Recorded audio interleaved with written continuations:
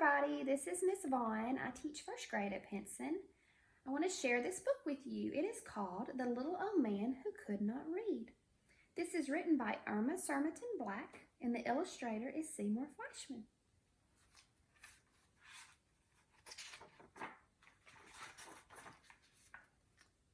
Once there was a little old man who could not read.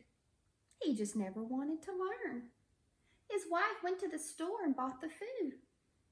But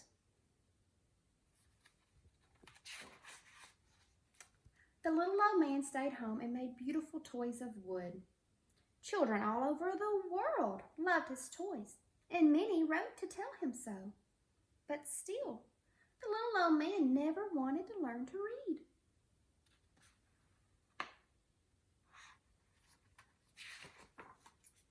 One day, his wife decided to go out of town on a visit. You will need to go to the store, she said. Get a can of soup, a big can of spaghetti sauce, and some spaghetti. Get some sugar, some milk, and some oatmeal. Eat well. And she kissed the old man and left.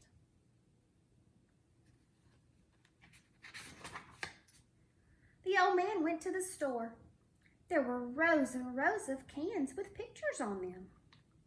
And there were rows and rows of cans and boxes without pictures. What were they? The little old man did not know, and he did not like to ask. He bought a middle-sized can. It looked like the cans of soup that his wife brought home. He bought a long box that looked like a spaghetti box, and a big can that looked like a spaghetti sauce can.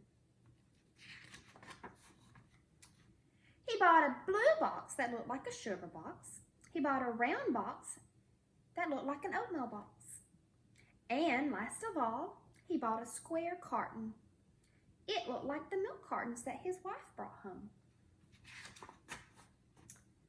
"Oh," said the little old man when he got home, "that walk made me hungry. I shall have some hot soup for lunch." He opened the middle-sized can. It was onion soup. The little old man hated onions of any kind, and onion soup worst of all. "Fiddle," he said. "Onion soup? I shall save it for my good wife." At dinner time, the little old man rubbed his hands with pleasure and took down that long box that looked like a spaghetti box and the great big can that looked like a spaghetti sauce can. Beaming, he opened the long box. But the box did not have spaghetti in it. It had wax paper. "Fiddlesticks and fish fur," said the little old man. "Who wants to eat wax paper, even with sauce on it? Not I, for one. But I can eat the sauce all by itself." He reached for the big can. For the first time, he noticed that it had a plastic top on it. So he took that off. "That's funny," he said to himself. "I never saw a plastic top on a sauce can. I do hope this isn't a coffee can." He opened the big can.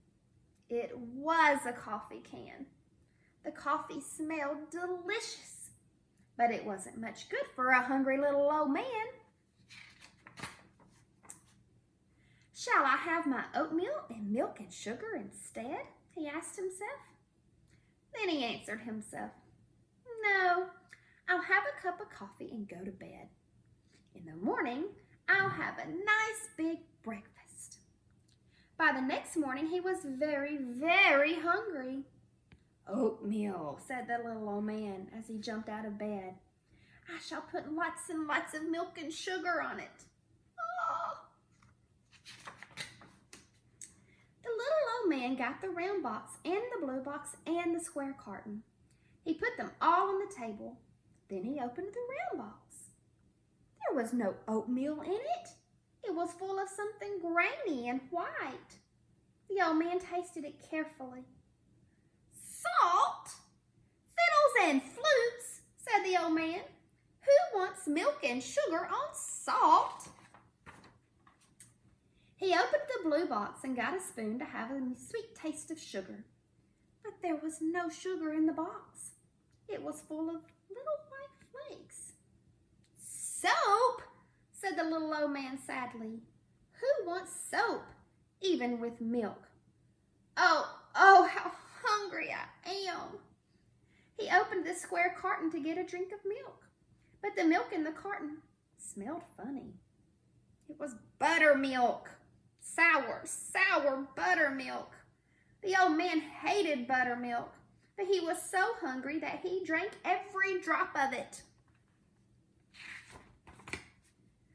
The old man hated onion soup, but at noon he was so hungry that he ate the onion soup. At night, the wife came back. The old man was very glad to see her. "Wife," he said, "I had a bad time." He told her how he got all mixed up with the cans and cartons and boxes. The long box was not spaghetti, it was wax paper. The blue box was soap flakes. The round box was salt. "Wife, please teach me to read." "Very well, I shall," said his good wife. First, the old man learned to read the word spaghetti. Next, he learned to read the word milk. Then he learned to read the words for everything in the big store. And then he learned to read the words for everything in the world. But he still made his beautiful toys out of wood. And now he could read the letters the children sent to him.